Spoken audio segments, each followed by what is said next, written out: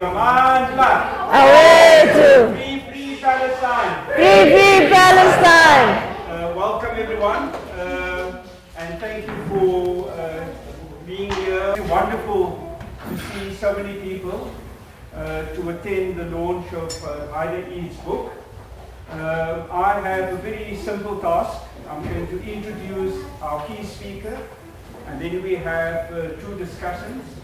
Haidar Eid, in a sense, does not need any introduction. All of us who are here have engaged him, have read his work, we've heard him speak, we've heard his family speak, we've heard his wonderful daughter sing and shout slogans. They've been part of our community for more than 2 decades. Okay? But especially since December 2023, when Haidar and Rivka were forced to flee Gaza as the genocide unfolded. And Haidar has been part of the solidarity movements in South Africa, of course part of the liberation struggle in Gaza. Haidar's formal, I've got to introduce him, he wears many hats. Okay? The one hat he wears is as an associate professor at Al-Aqsa University in Gaza. Haidar has been a key activist in the BDS campaign in Pakri, and from the point of view of the host of this event, Haidar was also a founding member of the PSC, in fact. We also, together with WUPAC, now some of you will ask, what is WUPAC? WUPAC is the organization that has arranged this venue. It's a virtual organization. It's a Wits University Palestine Action Committee. And when the Wits PSC can't organize things, and because the authorities require Wits PSC and Kouthar to sign 20 documents, and then we mobilize, we materialize WUPAC into action to organize things. The final co-host is also, I think it's called the UJ Palestine Solidarity Forum. Okay. On behalf of those organizations, we want to give a very warm welcome to Haidar. This book is, I managed yesterday to buy it and spend the evening reading it. I'm not the discussant, so I'm not going to say much about the book. But it's wonderful, it's fascinating, it's a treasure. Not only what you've written here for more than 15 years, but it's a treasure of your ideas and a fantastic contribution, not only to the liberation of Gaza, but in fact more broadly, the issues that it raises and so forth. But as I said, I'm not a discussant. We've got two wonderful discussants. We've got Kouthar, Hussain, who is, I think, still the chair of Wits PSC. She's trying desperately to vacate that position, but I'm not sure that we can allow her to vacate the position. So Kouthar is going to be one of the discussants, and then Zahraa McDonald from UJ Palestine Solidarity Forum, and also from the PSC will be the other discussant. They're laughing highly because I forget everyone's names, okay? Zahraa was smiling, thinking I'm going to introduce her as Fatima or something like that.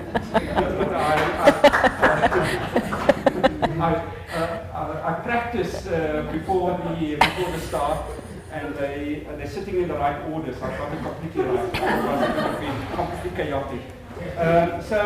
The way that we can do this is that Haidar will speak for about 35-40 minutes. We will have some commentary from Kouthar and Zahraa, and then we'll open it up. This is a book launch, so it's at a university, but it is a forum of activism. We're here to not only show solidarity, to celebrate the launch of the book, but also with you to continue our expression of opposition to the genocide.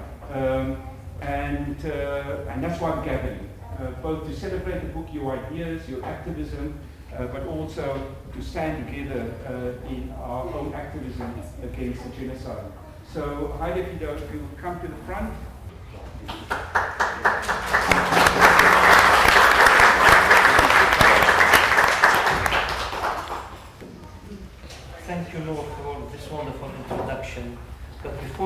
start, I would like to ask everyone here for a moment of silence for the memory of more than 377,000 people who have died as a result of Israel's genocide of Gaza. A moment of silence.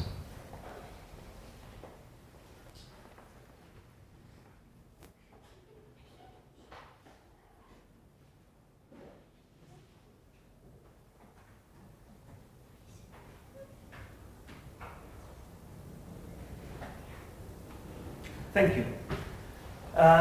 So thank you to the organizers of this event, of my book launch. This is actually the third book launch.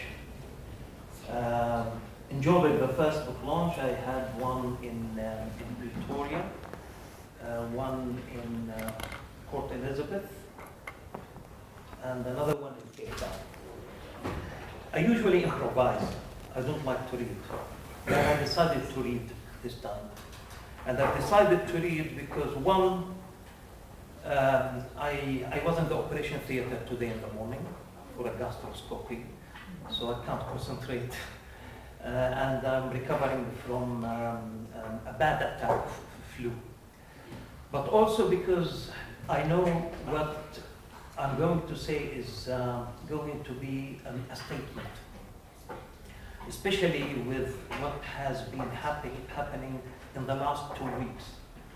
The day before yesterday, the Israeli genocidal forces attacked the residential tower where I live and destroyed it.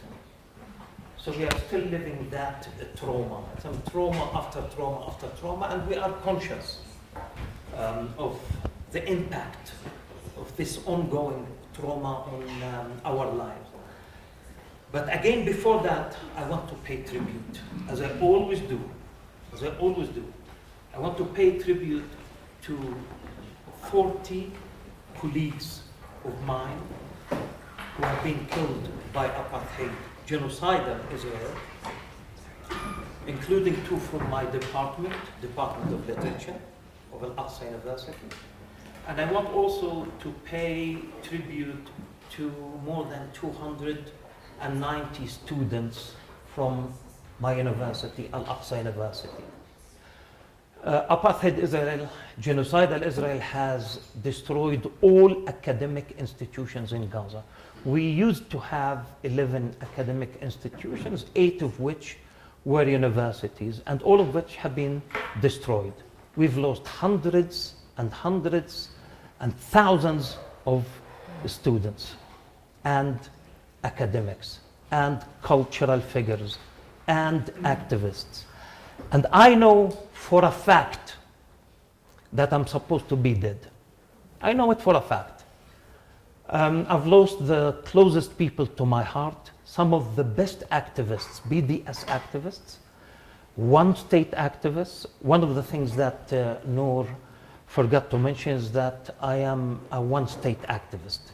I have never supported racist solutions in Palestine. And the two-state solution is a racist solution par excellence. And I have spent most of my life defending a secular, democratic state in historic Palestine, a state between the Jordan River and the Mediterranean. And I think it is important, before we start talking about the book itself, and I hope you take that as an introduction, then we start our 35 minutes. Richard Falk, the former UN Rapporteur for Human Rights in the occupied territories, wrote the foreword. As soon as I contacted him, I told him I wanted to have a look and tell me whether you would write a foreword or not. He immediately accepted that. And the first thing he said, and it's the best thing in the book, by the way, the foreword is the best chapter. And he said, well, I can see why the political is personal and the personal is political in this book. The book has been written over the last 18 years, since actually 2008, 2009. And when I talk about the book later on, I will use the third personal pronoun. I would refer to Haidar Eid, not to myself. Because Haidar Eid before the 7th of October was different. Haidar Eid after the 7th of October, yeah, I refer to that and I use I. When I talk about Haidar Eid before the 7th of October, it was a different person. And I will tell you why. I will explain that, hopefully, in our discussion. So that was my caveat, my introduction, just to give you a context of what is happening.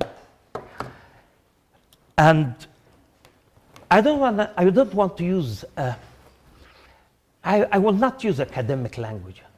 Definitely, yes, I am an academic, but as Comrade Noor has said, I mean, I wear more than two hats. I mean, the academic, you mentioned, did you say the singer as well? You forgot to say, yeah, and that's why I was offended. Yeah, so, yeah, I'm an academic, but this was not written by Haidar Eid, the academic. Haidar Eid, the Gaza resident, the activist who took part in the Great March of Return for 3 years, 2017 to 2020. Haidar Eid, who lost so many friends, including every single time I mention his name, Khalil Abu Yahya, who was my student, former student of mine, became a BDS activist, married another student of mine, and at the beginning of the genocide, 3 hours after our phone call, they decided to kill him. To kill him together with Tasneem, his wife, 2 little daughters, and his in-laws, 9 members of the family. And I mention him actually here. But I dedicate the book to Hind Rajab. Yeah, Hind Rajab. And all those Palestinian children whose bodies remain under the rubble. Al-Anqad, the most hated word in Gaza. The debris, the rubble. 2 terrible words we don't like in Arabic. 2 Arabic words, Anqad and Ashla'. Rubble, Ashla', shredded bodies. And that was our nightmare. And I want to talk about this nightmare, but I want to contextualize the nightmare. And I want people to understand, following Edward Said's instructions, very strict instructions, to take our cause to the world of representation. And this is what I have been trying to do for the last 18 years, following as well Ghassan Kanafani's advice. Ghassan Kanafani, our greatest Palestinian novelist, writer, political activist, etc. And I want to start by quoting our comrade and friend, Francisca Albanese. And she said very, very simple sentence before she, or rather after she had finished writing her report, Economy of Genocide. And in an interview, she said a very simple sentence, but very meaningful. Israel, I'm quoting, Israel is responsible for one of the cruelest genocides in modern history. So we are dealing here with the cruelest genocide in modern history. That did not begin on the 7th of October, in fact. And I will tell you why. And contrary to what mainstream media from CNN to BBC, including some South African media as well. SABC, I remember I was interviewed on SABC, and more than one actually radio station. When I was in Gaza under bombardment, and the first question, but surely Israel has the right to defend itself while they were killing our children. That's the first question. Surely Israel has the right. No, Israel does not have the right to defend itself, because apartheid had never had the right to defend itself. Colonialism does not have the right to defend itself. Genociders do not have the right to defend themselves. So it is difficult to find I was thinking about the introduction actually for this, and I found it difficult to find an appropriate word that can describe and encompass the horror of what is happening in Gaza other than evil. Evil. I mean, people keep asking, oh, what's happening? It's evil. That's what it is. And I'm supposed to be able to have the power to talk about evil and to tell you what evil means. An absolute evil of even the most minimal restrictions, controls, and deterrents, which, however superficial, sometimes succeed in curbing the savage evil that lurks beneath the surface and limiting its manifestations.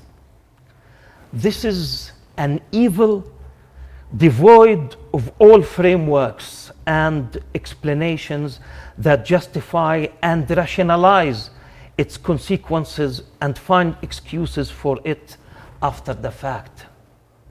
Since October 7th, 2023, Israel, with American participation, because people always talk about America being complicit. No. I mean, Israel has been using F-15, F-16, F-35, Merkava tank, Apache helicopters. Israel is the only army in the Middle East that is equipped with more than 250 nuclear heads. And what do we Palestinians have? Nothing. We have the bodies of our children. So Israel has been committing genocide in Gaza, including killing, starvation, destruction, and forced displacement, ignoring international codes. Yesterday, actually today, last night, the United States of America vetoed a Security Council resolution calling for ceasefire, calling for the end of the genocide. The United States of America decided to veto that.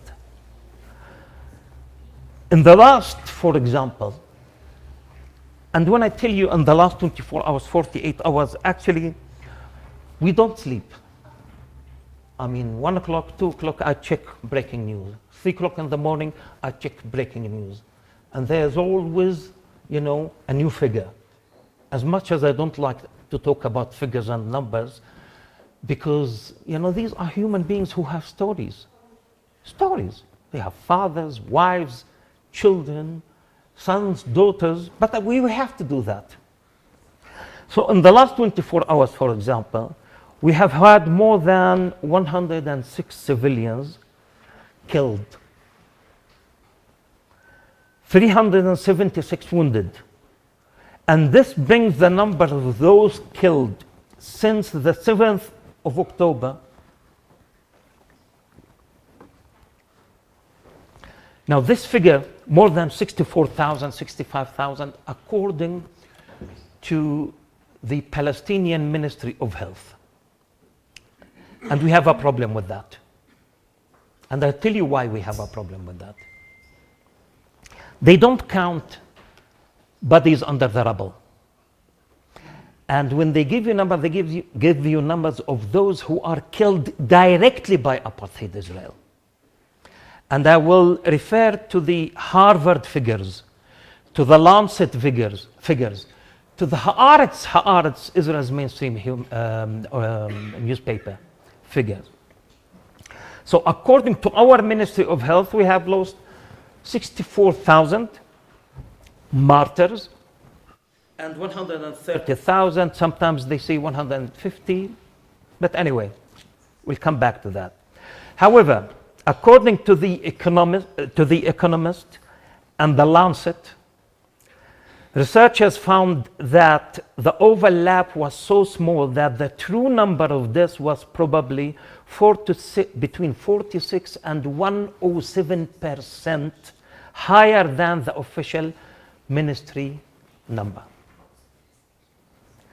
If you assume that the ratio has stayed the same since June this year and not fallen as systems caught up during the ceasefire say, and apply them to the current tally, it would suggest that, and I was very clear about that, between 77,000 and 109,000. 77,000 and 109,000 Gazans have been killed. 4 to 5% of the territory's pre-war population. And I was thinking about, the South African population. So it's like killing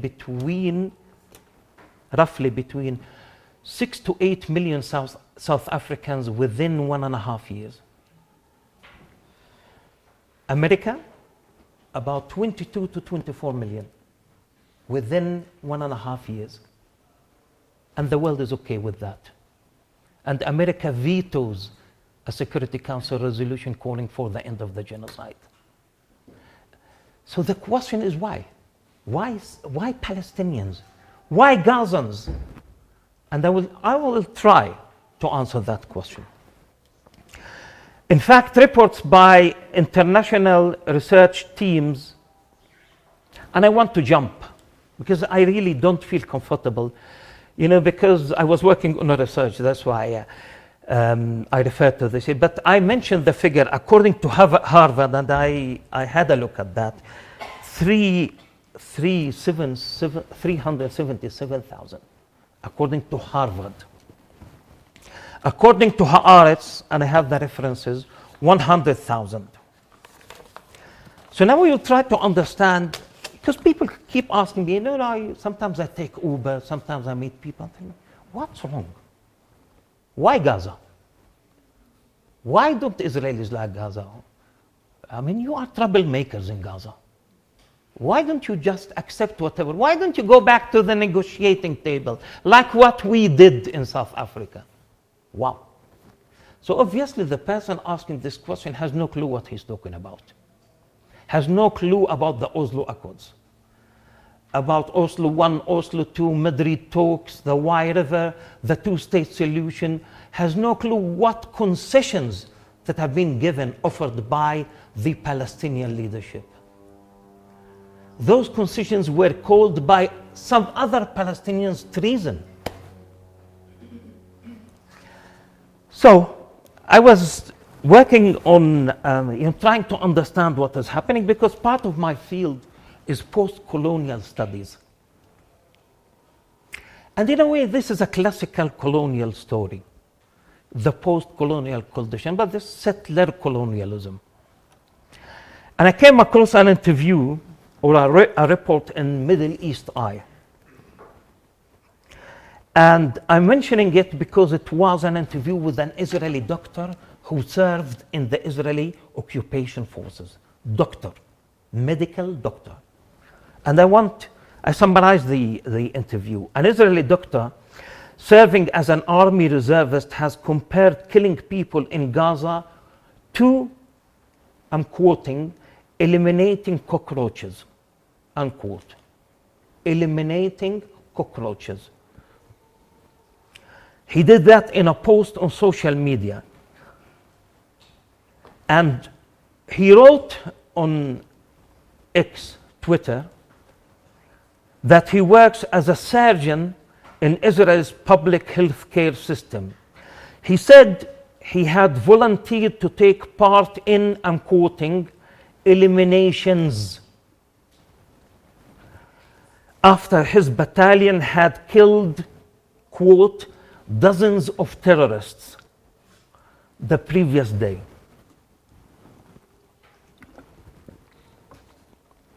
His name is Amos. Amos said that he had requested to take part in operations, I'm quoting, within the framework of preventative medicine. Preventative medicine, unquote. But said another doctor had suggested his involvement was a matter of public health. So killing cockroaches is a matter of public health. On second thought, he said, yeah, my friend was right, he said. On a second thought, yeah. After all, he says, we are talking about eliminating cockroaches and other loathsome insects, unquote.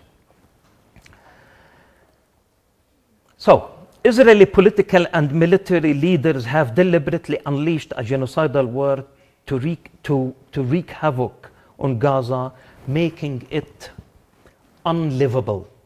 In 2017, United Nations had a report predicting Gaza to become unlivable in 2020 as a result of the deadly, and I used to call it at the time, following Ilan Pappé, genocidal siege. Ilan called it an incremental genocide. And I keep quoting him. So that was 2017, predicting Gaza to become unlivable by 2020. And now we are in 2025. So this escalating collective hysteria in Israel against everything Palestinian is a reflection of the ongoing racist implementation of Zionist ideology on the ground since 1948. It's not 7th of October 2023. The fact that Israel is a settler colonial state essentially means that, like any other settler colonial entity, it is based on either the total extermination of the indigenous population and or ethnically cleansing them.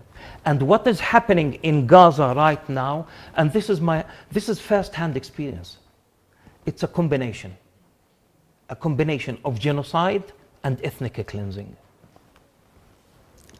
And I'm saying this, and if you remember, I said the personal is political, political is personal.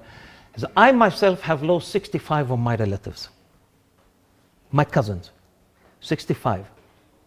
My direct family has been displaced for 10 times almost 10 times. They had to be displaced again 3 days ago. That was the last time. Okay, now I will go further and try to understand why this is happening. The establishment of the State of Israel in 1948 necessarily required the elimination of the other, the indigenous people of the land. This was achieved through a process of creating a false consciousness among a broad segments of Jews and exploiting their suffering in a way that ultimately led to the elimination of the Palestinian presence from the collective Zionist consciousness. 2 days ago, my friend Matthew Castle, he was one of the founders of Electronic Intifada.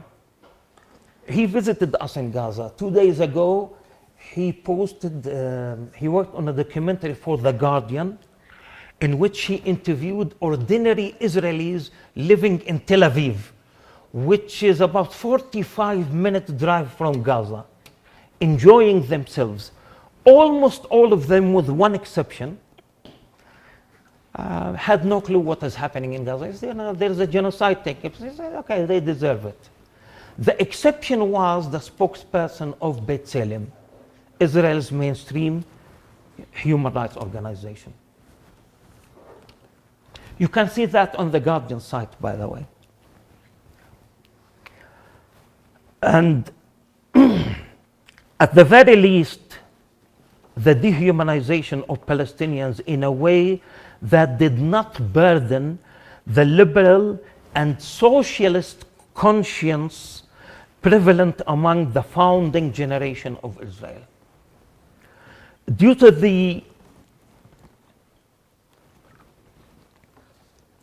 the Palestinian stubbornness in refusing to accept this reality, Israel has attempted to subjugate the Palestinian collective consciousness in a classic colonialist manner, either through extreme forms of repression or by convincing Palestinians that, and I'm quoting a Zionist leader, convincing Palestinians in the depths of their consciousness that they are a defeated people, unquote. And that they must accept a reality that is, quote unquote, impossible to change. In other words, the Palestinian is unwanted, unpopular, weak, microscopic, unimportant, non-white, irrelevant, etc. She, he, they cannot rise to the level of a real competitor to the Ashkenazi white Western state of Israel, an oasis of democracy in the Middle East, supported by an empire unlike any other in history, beloved by Western regimes and even some Arab regimes. The question Israel is proposing is clear. You must accept whatever crumbs we throw at you because you have no other choice. Hence Oslo. As simple as that. But for all this absolute evil and the horrific crimes committed daily, there are partners and allies, from regimes near and far to a network of arms and intelligence companies and security and media institutions that are organized and intertwined within this axis of evil. And I wrote something about, the complicity of Western media. I know we're running out of time. But I just wanted to mention, I was reading a report about companies and countries complicit and that are directly involved, that are genocide enablers. And one of them is South Africa. As much as we appreciate the position taken by the South African government, our comrades in arms, whom we trained in our camps in Beirut, in Algeria, and other countries. As much as we appreciate their position by taking the first and the only country to be able to take on apartheid Israel and take it to the ICJ. The second largest exporter of coal to apartheid Israel is South Africa, in addition to other economic and trade contacts with apartheid Israel. And there is a huge question mark. I was on a Palestinian radio station the other day. They wanted me to talk about, comparisons and, the apartheid Israel analogy, etc. And people were, South Africa, our brothers and sisters, etc., etc. But there was this question about export of coal to apartheid Israel. And I'm just raising this question here because I know I'm talking to South Africans, and I think we have the right to raise these questions. While it is important to focus on the present, as things on the ground are getting worse every day, as I'm speaking to you, they are annihilating Gaza City. They are decimating Gaza. Every single day we are losing hundreds of people we personally know. And we feel helpless.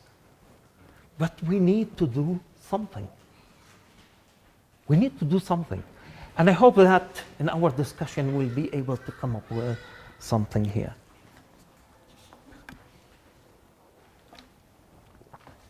And this is why we need a clear strategy and political vision. This is crucial if we want people around the globe to see what is possible. People keep asking the same question again and again, and I'm sure most of you are asking this question. What is the future of Gaza?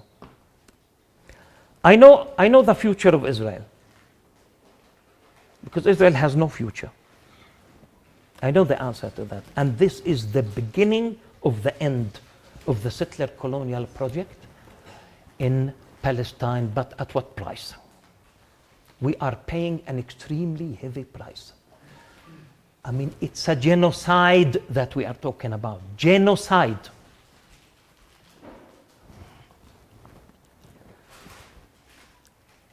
Can the future of Gaza, be discussed without relating it to the future of Palestine in general? By the way, the Gaza Strip is only 1.8% of historic Palestine.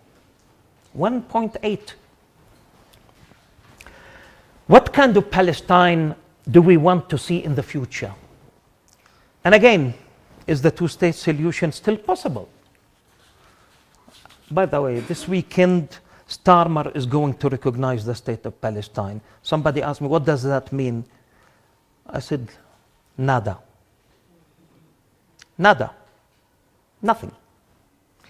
Can Palestinians, and these are, can Palestinians, like you in South Africa, and white Ashkenazi settlers coming from Europe, share the same land, again, like you here in South Africa? And I must say, since we are launching my boring book, while working on this book, while Israel is indiscriminately carpet bombing and starving my people, my friends, my cousins, my family in Gaza, it was extremely difficult. And I'm quoting here Aimé Césaire, one of my gurus, possibilities wiped out. Can't be truer in these, to quote Gramsci, in these times of monsters. One source of inspiration, or rather motivation behind these dispatches, is Edward Said's Permission to Narrate, one of my favorite pieces, in which he called upon us, Palestinians, to take our struggle to the world of representation, as I said, and historical narratives. As he argued very, very eloquently, the existing imbalance of political and military powers does not mean that the subaltern, the marginalized, do not possess the ability to struggle over the production of knowledge. And this is what I'm hoping that this book is contributing to. A friend still in Gaza, I will quote some friends in Gaza to finish everything. A friend still in Gaza wrote the following while genocidal Israel is decimating Gaza City. Actually, yesterday. He wrote it in Arabic, so I tried to just translate, and don't trust my translation. The world, he says, the world feels exceptionally dark tonight, and I'm struggling to breathe, to stand, to think. I feel like I'm floating through space, like I've lost my footing. Ask any other Gazan friend, and they likely feel the same. Utterly helpless, utterly hopeless, and bereft of words to describe this hell we are witnessing, and that my family is experiencing right now. Our city, beautiful city, defiant Gaza, that refuses to play by anyone's rules, home to generations of my family, is being erased. One block at a time, one family at a time, one building at a time, one memory at a time, unquote. What is happening in Gaza is not just genocide, according to Caitlin Johnston, Australian activist. The massacre, I'm trying to explain what the genocide that is taking place right now here. The massacre transcends legal definitions and reaches far beyond. A project to reshape human perception. She argues that what is happening is not just genocide, but a massive social experiment that tests the masses' capacity to endure and accept repeated atrocities without shaking the foundations of the global imperial system.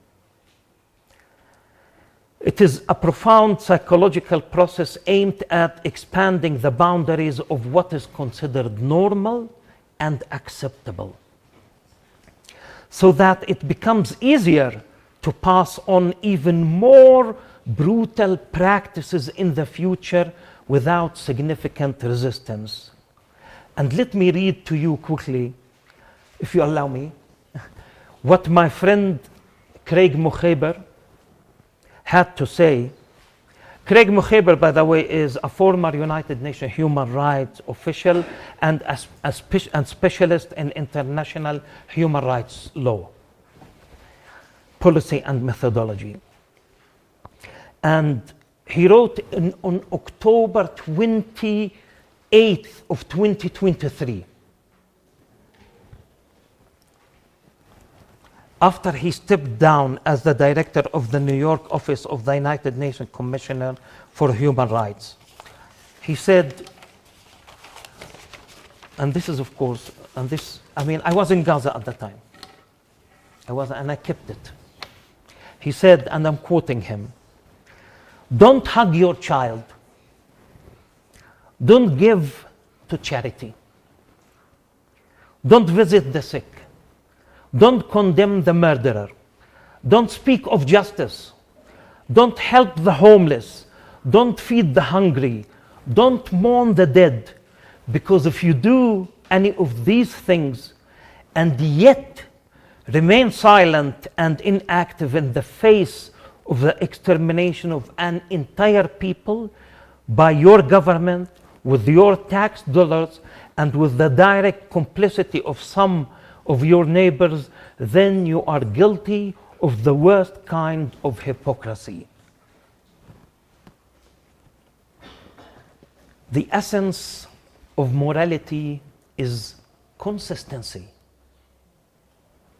Without moral consistency, you can claim random acts of kindness in the service of some rules or of your own ego or of some other cause, but you cannot claim to act with morality. Genocide, my friends, is the worst evil conceived by the human race.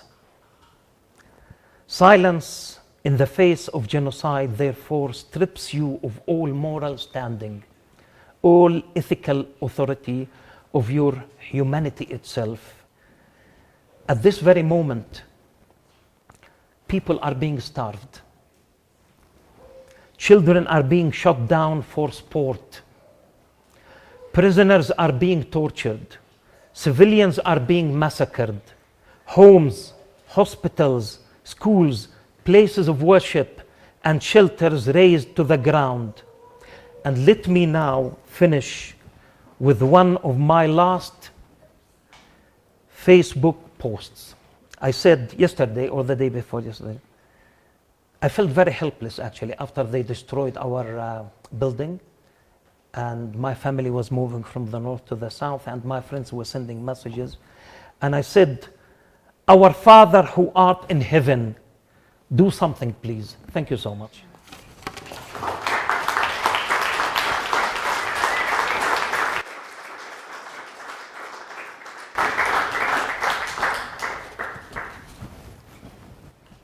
Should I sit here? I think you want to sit here. Do you want them to sit on this side of you? Yeah, on the left, yeah, because of my ear. Yeah, thanks. What Haidar, thank you very much. That was powerful.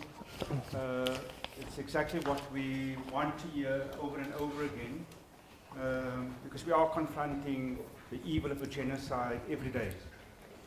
What Haidar didn't say is that the title of his book is banging on the walls of the tank. What Haidar describes in the book is exactly what that means and what he's done. Yeah. And that is to ensure that we don't keep silent, that we take the destruction of Palestinians over decades to the rest of the world, that we refuse the silence, and even if those who have power do nothing, the people of Gaza, Haidar, and ourselves must keep on talking, must keep on shouting loudly, so that no one can remain silent, no one can say they didn't know. As I said at the beginning, we have two wonderful discussions, and I'm not quite sure in what order they're going to speak, but I, as the elder, I'm going to ask Kouthar to speak. Assalamu alaikum. Good evening. Damalang Khoyanat. My name is Kouthar Hussain. I am a student here at Wits. And for those of you that don't know me, the way I process things that are happening around the world is by writing poetry. And hopefully it doesn't take long, but I like to open how I process this, take you through the process of reading this book. And I'm sorry, you think your book is boring, but it put me through a turmoil where I had to take breaks just to self-regulate. The poem is called Memory is a Weapon. I took breaks, not to breathe, but to stop the grief from breaking me. This book, it didn't whisper, it screamed.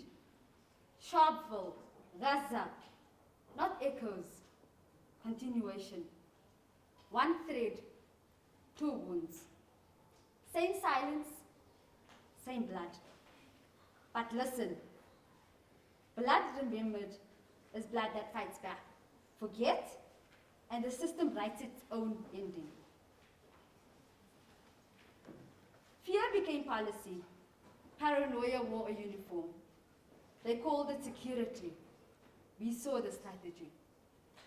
Every child a threat. Every home a target. Every act of survival a crime. They built the cage, then blamed the bird for not singing. But this book didn't stop at the wreckage. It pointed to the exit. Solidarity isn't soft. It's not vibes. It's not hashtags. It's not tears without teeth. It's boycott. It's divestment. It's sanction. It's saying your freedom is tied to mine. Your fight is in my blood. Because silence, that's the settler's language. And memory. Memory is our loudest drum, our sharpest blade, our first step toward freedom. Thank you.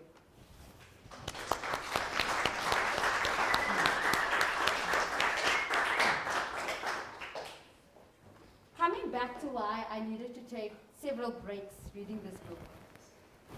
The fact that all of this information was known long ago. I mean, 2009, 2008 is spoken about in this book. And in 2025, as much as we appreciate South Africa taking, it's not something that I'm proud of, South Africa taking Israel to ICJ, but they still stand for two-state. So what does that mean for the Palestinians? I'm so sorry, but it's not a win. Maybe a little bit, maybe a step, but it's definitely not the win in my books. The fact that we had all of this information in 2025, we're still fighting, kept triggering me. As I read, every sentence I read just kept angering me. I'm a fan of compartmentalizing, and reading this book meant putting it into categories. So there are three main key takeaways from this book. And the first one was using memory as a political weapon. I like the connection between Sharpeville and Gaza 2009. We are reminded that in 1960, the massacre of unarmed protesters exposing the brutality of South African apartheid to the world. And in 2009, during Operation Cast Lead, Gaza's blood was supposed to do the same.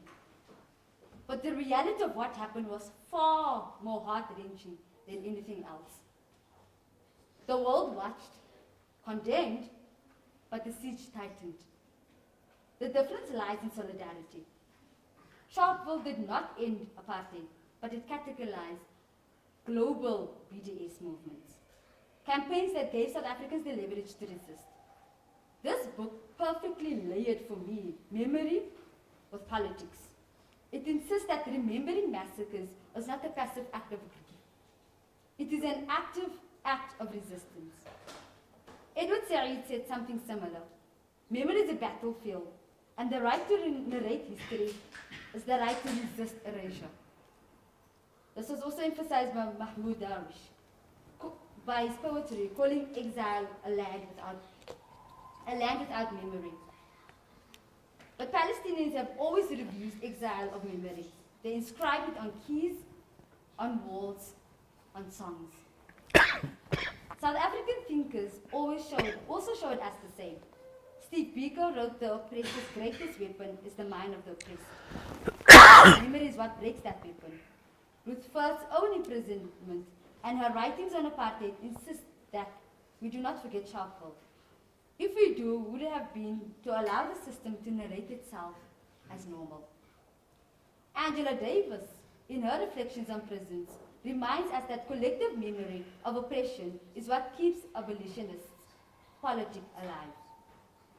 So when Eid insists on Sharpeville, Gaza, as a single thread, from my understanding, he's not just invoking analogy.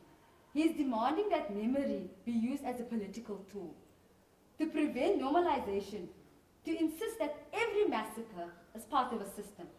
And this means that the memory of Gaza today must be held with the same tenacity that South Africans held Sharpeville and still hold it. Because without memory, there's no global urgency, no movement, no boycott. So memory is our first solidarity. The second grouping in my mind, reading this book, was fear, paranoia, and logic of domination. In the siege chapters, it shows us how paranoia functions as policy.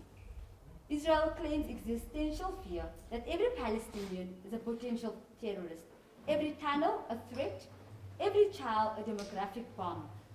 This paranoia becomes the justification for bombing homes, for blockading medicine, for starving an entire population. He calls this out as a deliberate strategy, which is emphasized by Rashid Khalidi with his work. The Zionist project has always weaponized fear to mask aggression. Ilan Papa was also mentioned, shows us that the logic of elimination, a settler colonial drive to erase Palestinians, hides itself under the language of security. So fear becomes the smokescreen for domination. African writers understood this too. I mean, Frantz Fanon in The Wretched of the Earth explains how colonial regimes thrive on fear, not just fear of the colonizer, but fear cultivated by the colonizer, making the oppressed appear as permanent threats. This is exactly what this book means when he describes the siege. Gaza is kept in a state of permanent criminalization. Speaking of Steve Biko, spoke about how black people in South Africa were constructed as dangerous, unruly, incapable of order, unless tightly controlled. The last grouping for me is siege to solidarity. The book doesn't just end with despair. It insists that solidarity is the only way forward. Just as Sharpeville triggered the rise of global sanctions against apartheid South Africa, Gaza must be the rallying cry for global BDS. It is very clear, no liberation struggle has succeeded without external solidarity. Umar Baghut's BDS call echoes this: non-violent, grassroots, and global. Sarah Roy describes Gaza as deliberately de-developed, an economy suffocated to make Palestinians permanently dependent and unlivable. Against this, solidarity is not charity, it is a political action. This book made me go down a rabbit hole, and it was, I don't know if it's conspiracy, I don't know if it's just all the information in my head, but something that I have been pondering on, but haven't seen much on social media or group setting, is when we examine the structures that sustain Palestinian dispossession, it becomes clear that neither the US nor Britain can meaningfully advocate for Palestinians' rights without threatening broader settler colonial systems. The book shows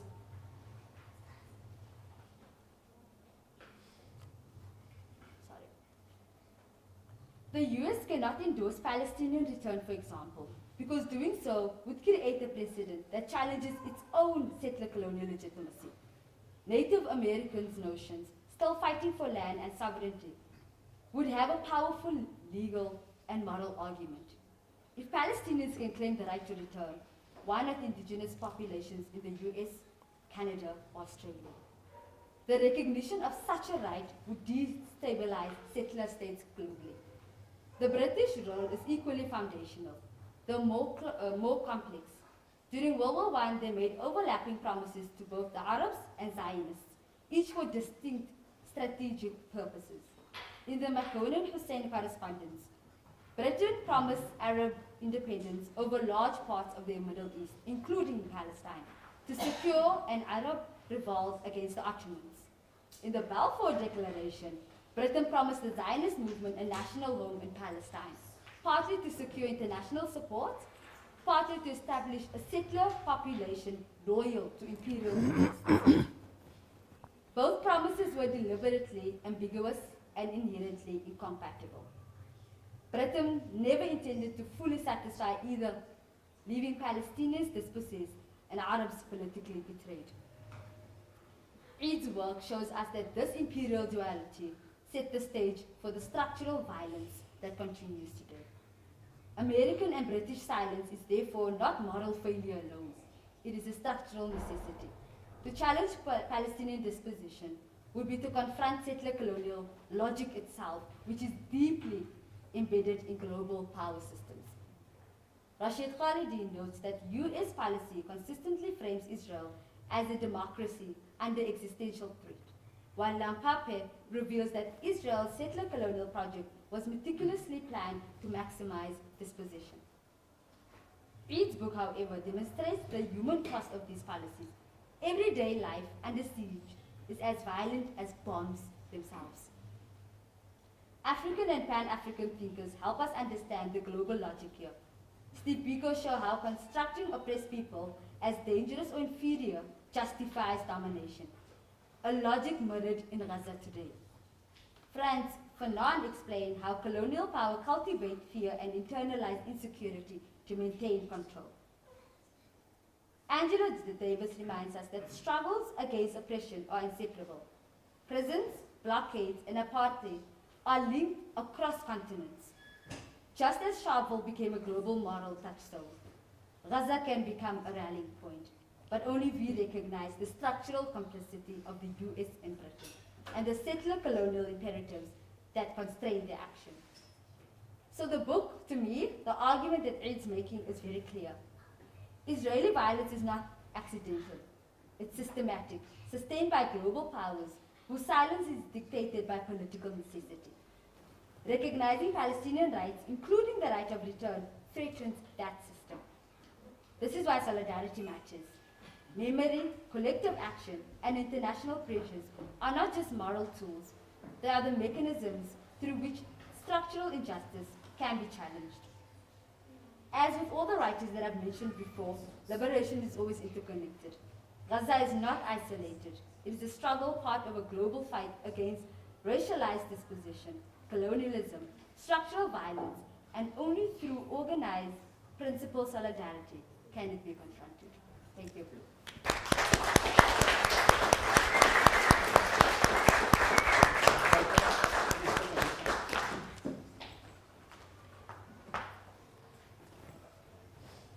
Thanks, Zahraa.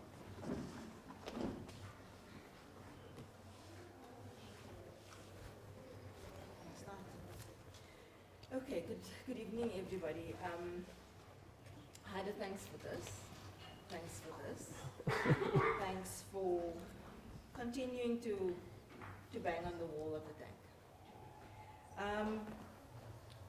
Haidar was obviously, I mean, the one thing I'm going to critique him on is that you were wrong. The book's not boring.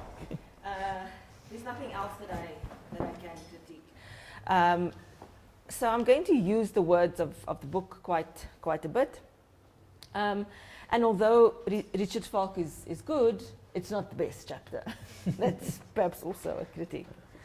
But I guess as Haidar reminded us, as Kouthar reminded us, and as Haidar reminds us in the book, even though this was written over a year ago, while we sit here, the children of Gaza sacrifice their lives for the dignity and honor of not only Palestinians, but for the entire Arab nation and even humanity.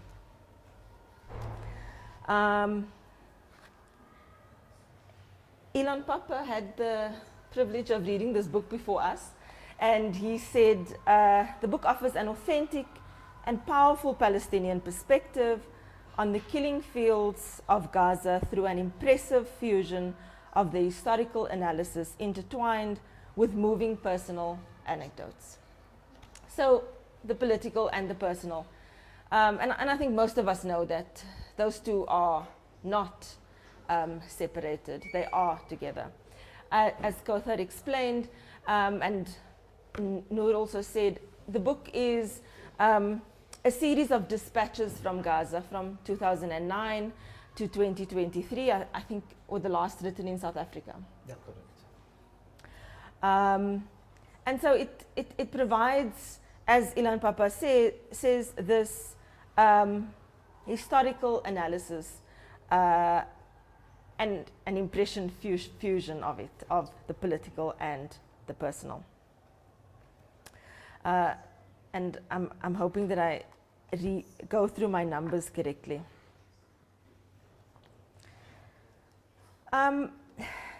Richard Falk says in the foreword, or the first foreword, I have read many discerning and moving books on Palestine over the last 50 years, but none has spoken to me as forcefully and persuasively as this short volume of opinion pieces written by Haidar Eid from 2009 to the present, which is about a year ago, as I said.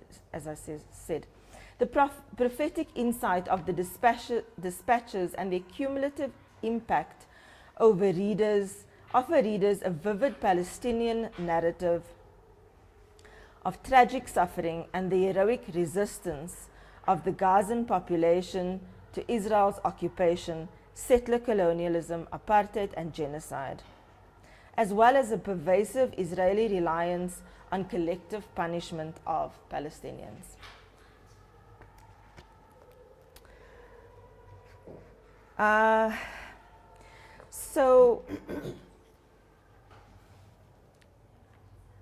And Haidar says that what he's doing is contextualizing and historicizing October 7th, as he also said in the introduction.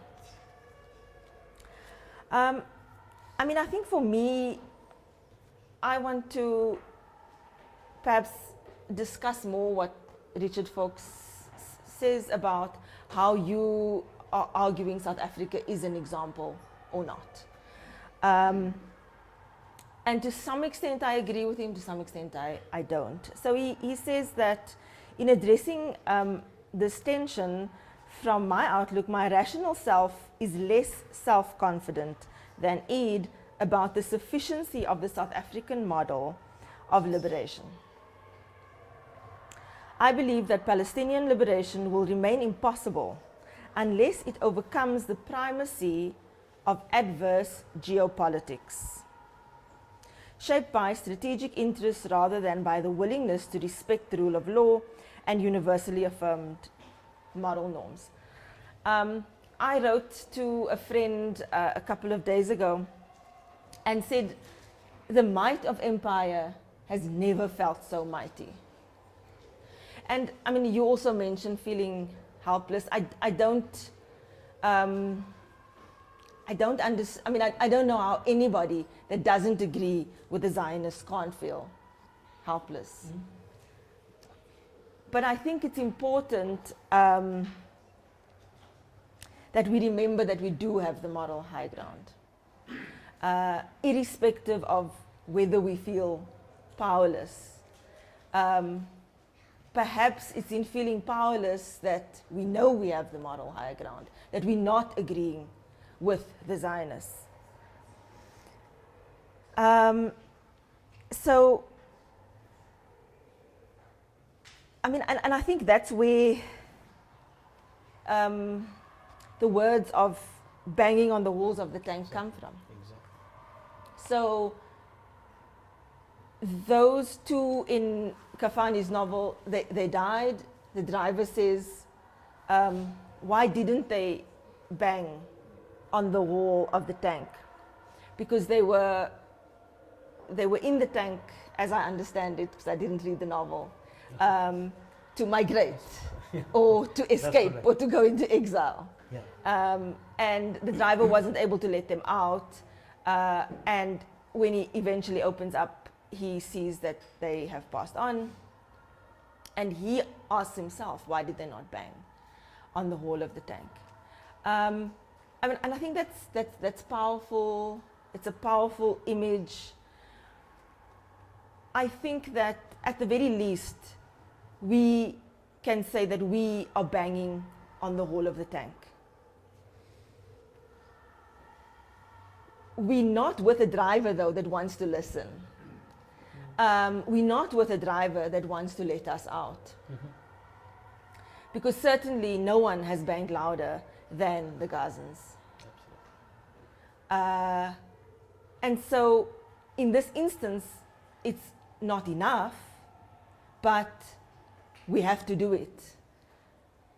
Because at some point, whether it's 200 or 300 years, and it might, and it's not going to be that long, at least we need to be able to show that when those drivers ask, why did they not bang on the wall of the tank, they will see that there were many that banged on the wall of the tank.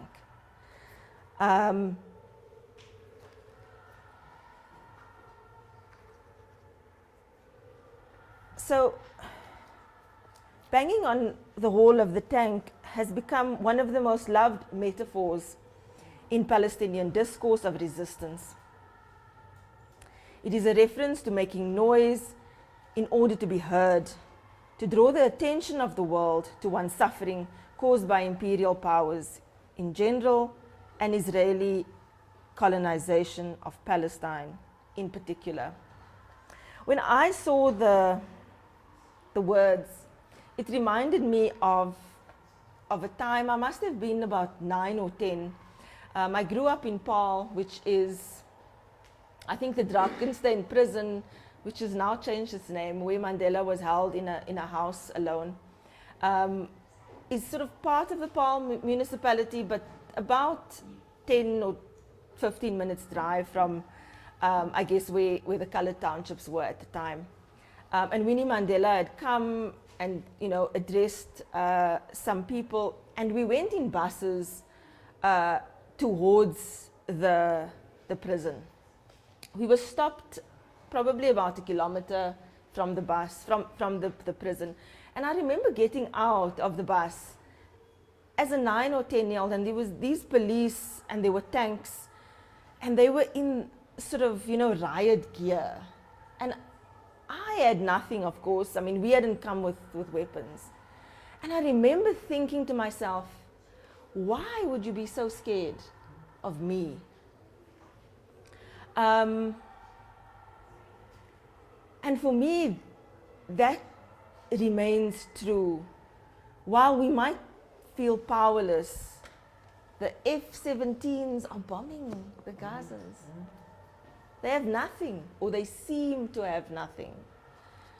But there must be power there.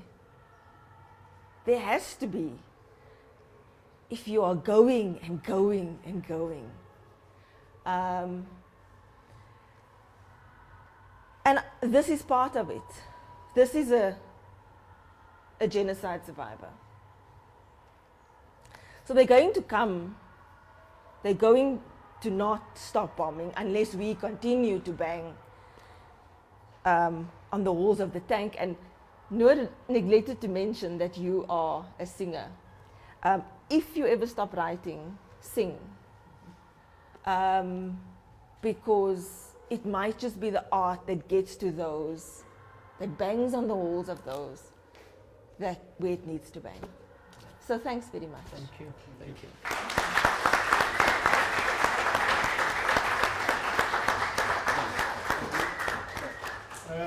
Thanks very much to Haidar, Kouthar and Zahraa. We have a few minutes to take some questions and comments to Haidar, but also to Kouthar and Zahraa.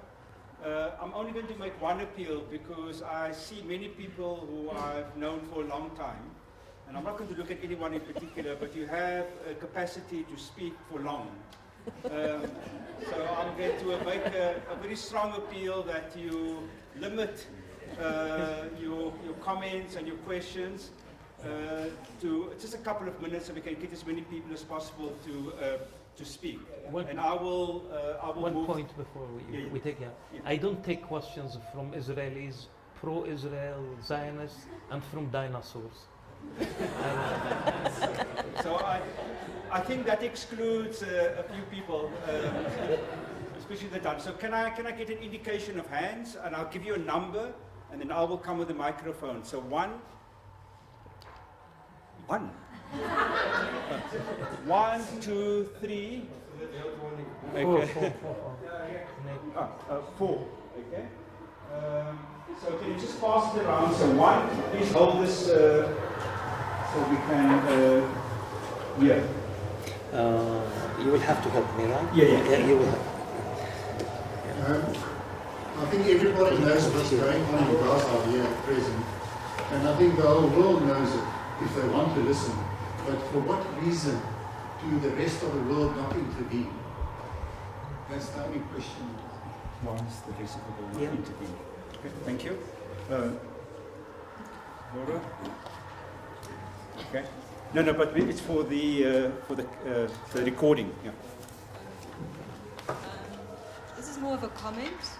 I just wanted to thank Haidar for his work, for the amazing work that he's doing, and also the story, that quote that you had, don't hug your children, don't help anyone, don't be kind to those around you if you are not speaking out against this genocide.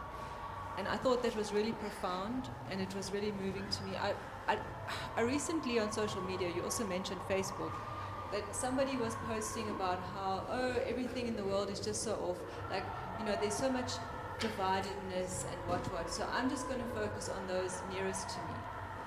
And I don't know why, I just felt this so offensive. And now it makes sense, because what you're saying, how can anyone pretend to be operating in any kind of normal world right now? So I just wanted to thank you for putting things into perspective and for the truths that you offer us. Thank you. Thank you. Okay.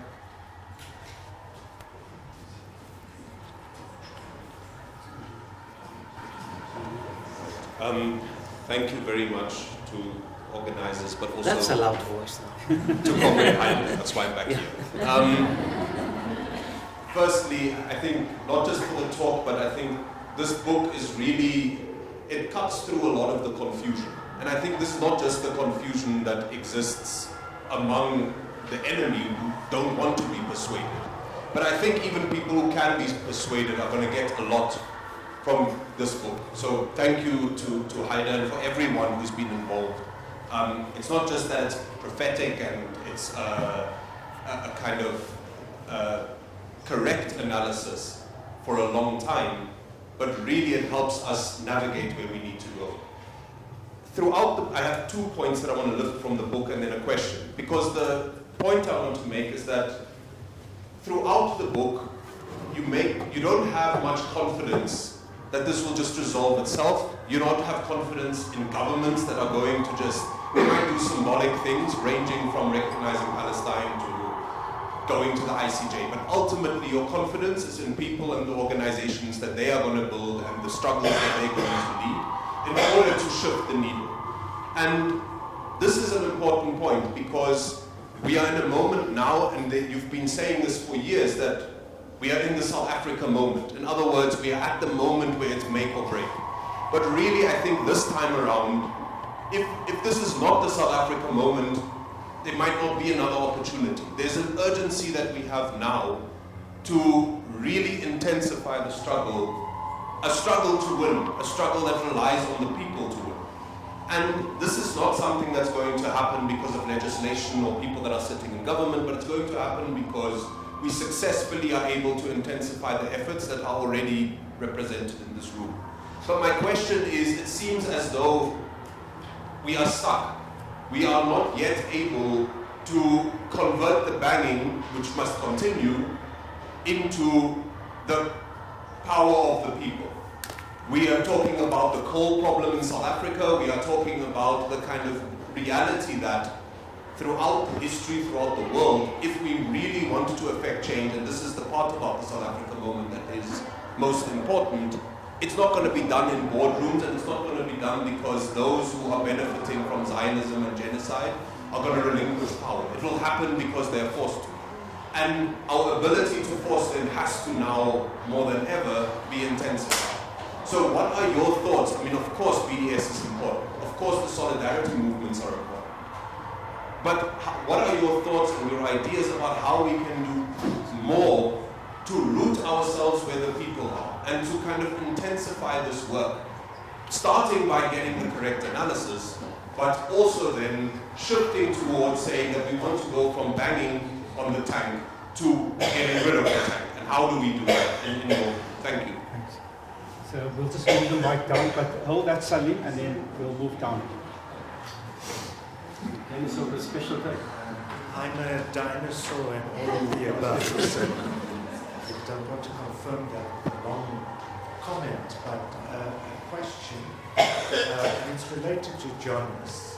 Haidar, you talked about Francesca Albanese. And her report from the economy of occupation to the and it's related to Jonas. Haidar, you talked about Francesca Albanese. And her report from the economy of occupation to the economy of genocide. Talks about how this genocide, like the occupation, is lucrative for profits, for the arms sector, for technology.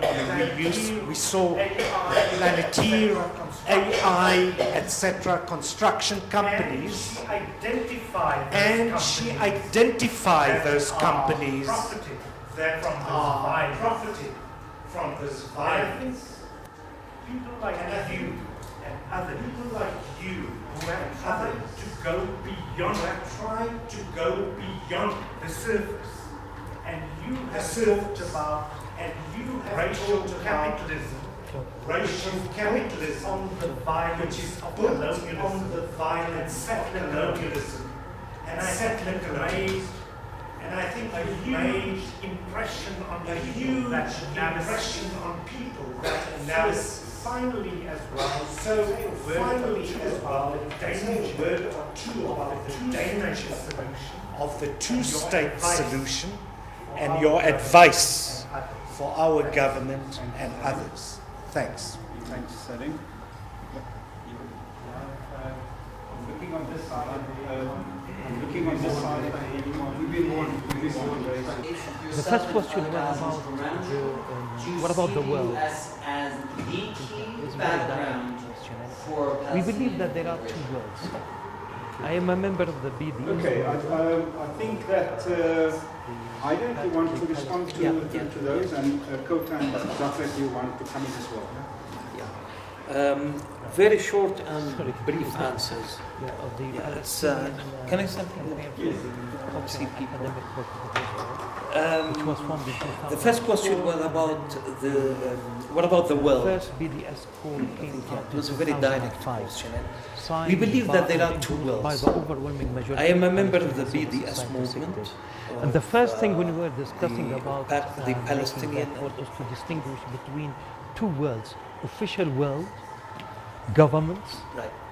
Sorry, because mainly the controlled by Palestinian the government of the campaign for United States the of cultural and America, academic and work today was, the United States of America, which was formed in acted 2004, and against then almost a global consensus first BDS calling call for came the end out of in genocide in 2005, Palestine. The United States signed of America by and said no, endorsed by the so there's overwhelming no majority end of to this Palestinian civil genocide society sectors. until you And the first thing when we were discussing about making looked at that was history, to and distinguish I'm between not trying to two make worlds, comparisons here, but official you learn world, from history. governments, in 86 or 87, mainly Ronald Reagan controlled told by Nelson the Mandela, government of the United States of the America, ANC was and on today the United terrorist States of list. Margaret America Thatcher actually at the same acted time against said, I would an never almost shake a hands global with consensus Nelson calling for Mandela. the end of genocide in So what Palestine. happened The United in the States late of America 80s, said early no, 90s, so there's Mandela no came end out to of this jail. genocide He became the until first you convince the black government president of of the United multiracial States of South America. We looked at So what history, happened? and We I'm not decided trying to to make study the comparisons South here, but you African learn experience. And the from first thing history. that In we 19,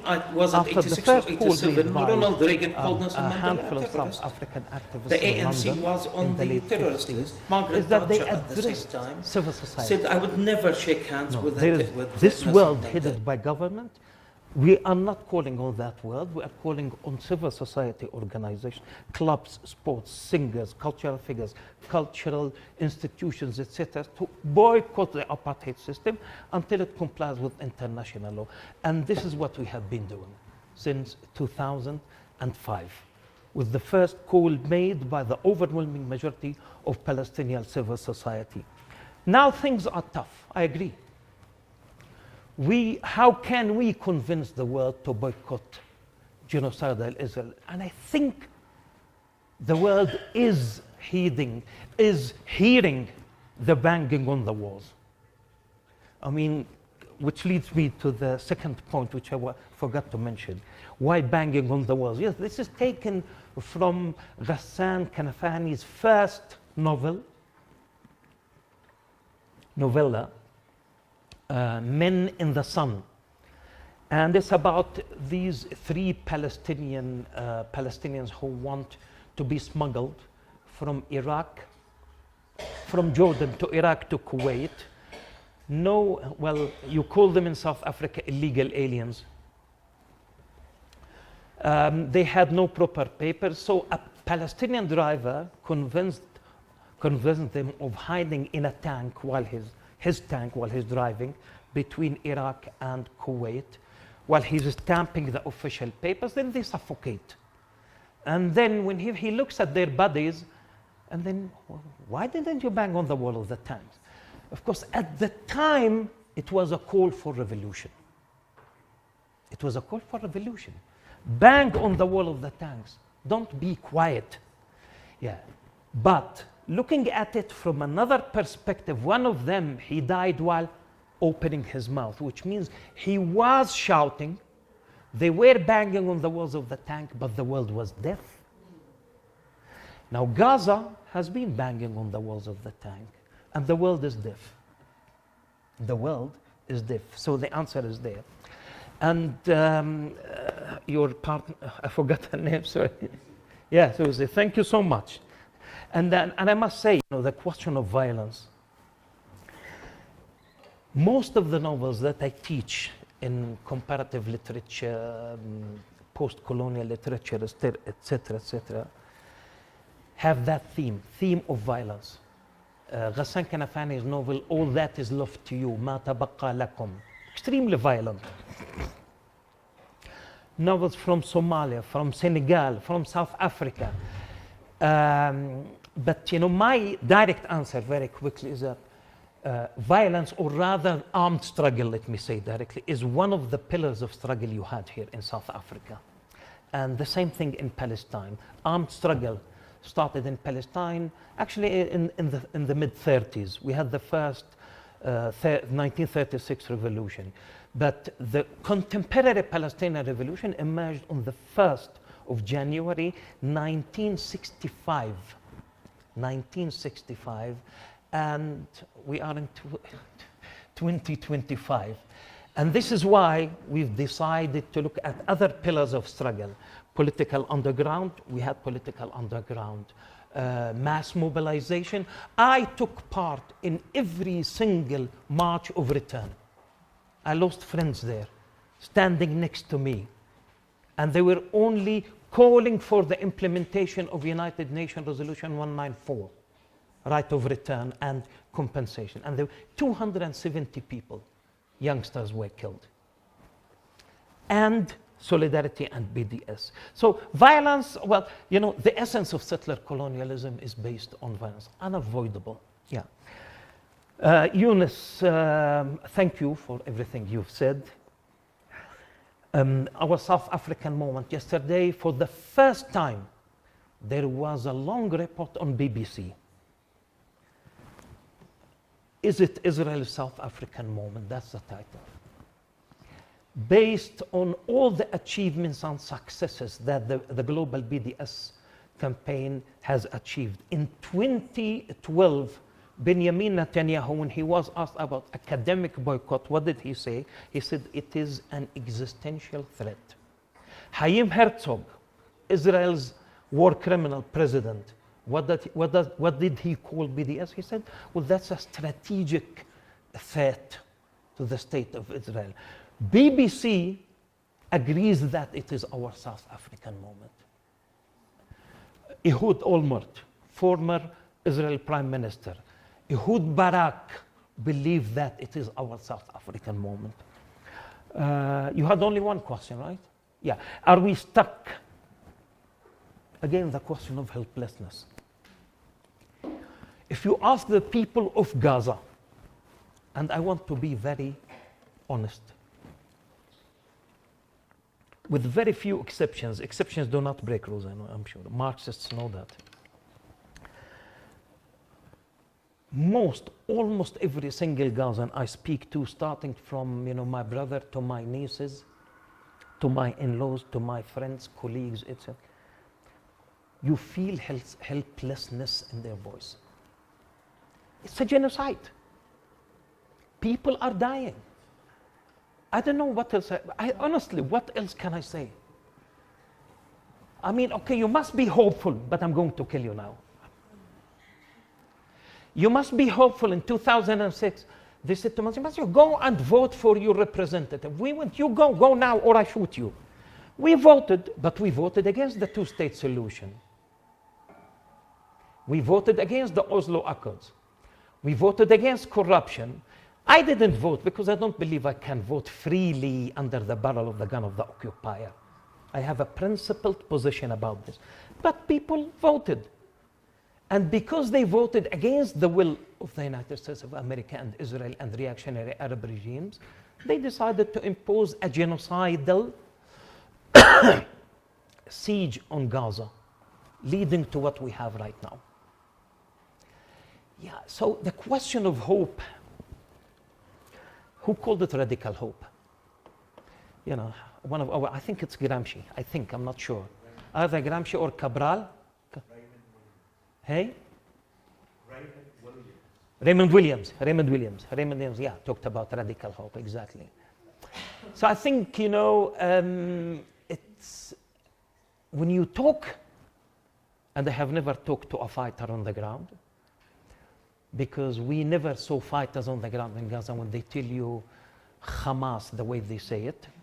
Fighters hide, amongst civilians. I really, 18 years, I never saw a single Hamas fighter, or PFLP fighter, or Fatah fighter, or DFLP. When I say PFLP, Marxist, it's a Marxist-Leninist organization.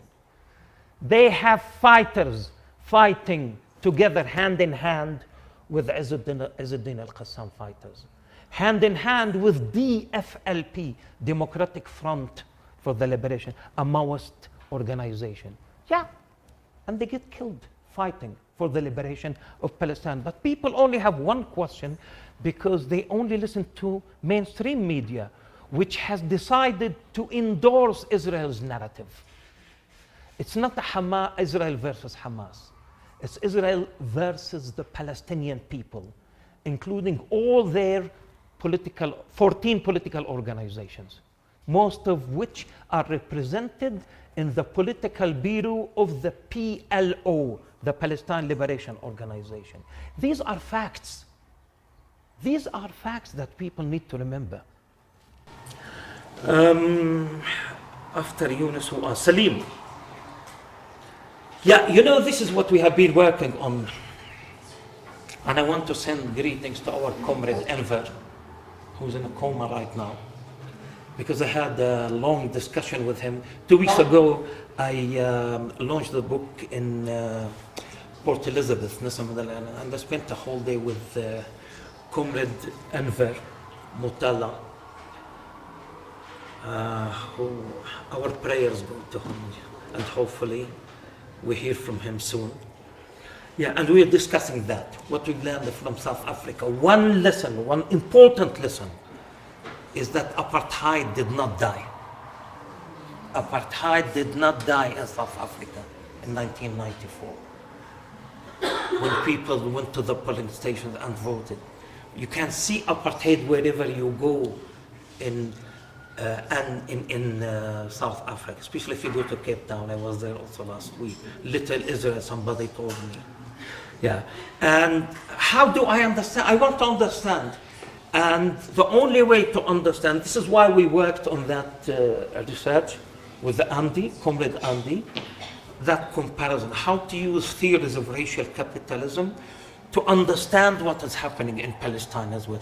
To learn, yes, learn from South Africa, but also to learn from your mistakes in South Africa. That when you shake hands with the Prime Minister of the State of Israel, that's not the end. That's not the end of it. Exactly like what you have here in South Africa. It's not about race as much as it is about class and race. Where is class in our analysis of what is happening in Palestine? And I can tell you, you can hardly find it amongst most literature of political organizations in Palestine. I'm not talking about right wing here. I'm not talking about Fatah. I'm not talking about Hamas. Well, people who support Hamas, and I understand, they support resistance. I have a huge problem with Hamas's political program. I disagree with most of what Hamas calls for. Hamas had to change its political program in 2017, and I was there. And I was there in 2017, ended up endorsing a racist solution, two-state solution. Hamas's new program accepts the establishment of a Bantustan on the area occupied in 1967. Yeah, well, people need to understand that. We need to have a clear-cut political vision about the future of Palestine. And if there is any other political vision other than one state between the Jordan River and the Mediterranean, and I'm willing to listen to what you have to say, as long as what you are offering me guarantees my basic rights, whether it is 1 million state or one state. As long as your solution, your vision guarantees my basic rights, especially my right of return, then I am willing to discuss. The last point, I know I'm opening up for new questions here, but yeah. The USA role. Actually, we are not fighting Israel. We are fighting Israel and the United States of America. Without the support of the United States of America, Israel will not be able to commit all these war crimes against humanity. The United States of America is not complicit, but rather directly involved in the genocide taking place right now in Gaza. And in the words of Trump, a war criminal, he wants to transform Gaza into the Riviera of the Middle East after killing all Gazans, after getting rid of them. And I think so the answer is there. Thank you so much.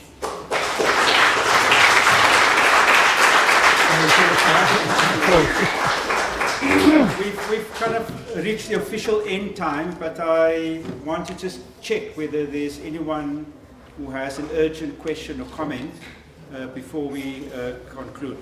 Nati has something to say or do. Yeah. While Nati comes to the front, I think it's appropriate for us to acknowledge the presence of Jared Sachs, who was probably going to be embarrassed by my saying this. Jared joined the Sumut flotilla and was ready to be part of that wonderful expression of solidarity, but for various reasons could not, in fact, join. Thank you for being here, and thank you for having taken the step. And greetings to all South Africans of the Sumut flotilla as well. Professor, thank you so much for your important work. I'm actually in the process of informing my family about the Palestinian cause, and once I'm done with banging on the walls of the tank, I'll pass over the book to my father, and then he will pass over to my brother, and so on and so on. Thank you. You know, Palestinian voices are important, and any attempt to silence those voices will only be met with solidarity and support. And lastly, I just want to say, Professor, you know, we see you Palestinians, we hear you. Even though our leaders have forgotten you, we haven't forgotten you. Coming from South Africa, we know where we come from with apartheid. And what is happening in Palestine, in Gaza, with apartheid. And Israel has no age restriction when it comes to murdering Palestinian kids and women. They start from newborn babies up until the elderly. So may the world wake up, see what is happening. I mean, the UN the other day was like, Israel is committing genocide in Gaza. Come on, we know that, we've seen that. Welcome to the party. Welcome, we've been waiting. Professor, thank you. Thank you so much. Thank you for your voices. We'll continue to support you, and we will not stop until Palestine is free.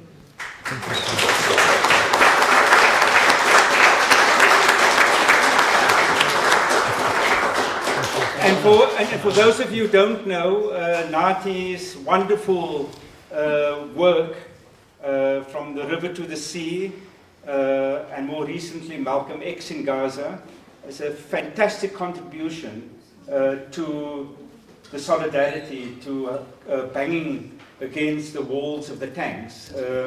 And Nati is, continues to do really wonderful work in raising the voice. Najir Ali of South Africa. Yeah. Those of you